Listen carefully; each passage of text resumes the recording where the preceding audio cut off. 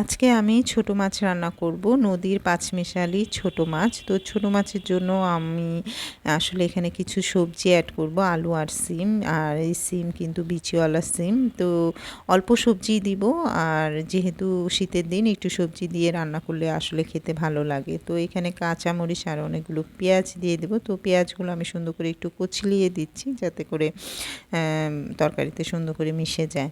তো এগুলো দেওয়ার পরে দেন লবণ, মরিচ, হলুদের গুঁড়া, ধনিয়ার গুঁড়া, দেন জিরার গুঁড়া, এগুলো সব দিয়ে রসুন বাটা দিয়ে আর সরিষার তেল দিয়ে। আর ছোটো মাছে কিন্তু সরিষার তেল দিলে এমনিতেও খুব মজা হয়। সুন্দর করে এটা মাখিয়ে নিলাম। মাখানোর পরে দেন দিয়ে দিলাম মাছগুলো।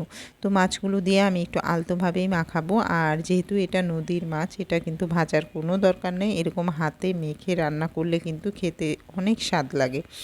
তো এটা সুন্দর করে মিক্স করে নিয়েছি। যেহেতু আমার গ্যাসে একটু প্রবলেম আমাদের এলাকায়, তো আমি ইলেকট্রিক চুলায় এটা বসিয়ে দিলাম। আর দেখি ওমা একটু গ্যাস এসেছে, তখন আমি ভাবলাম যে আমার বড় মেয়ের জন্য 3 পিস পাঙ্গাস মাছ ভেজে নিই। তো পাঙ্গাস মাছের কিন্তু আমি এই চামড়াগুলো তুলে ফেলেছি।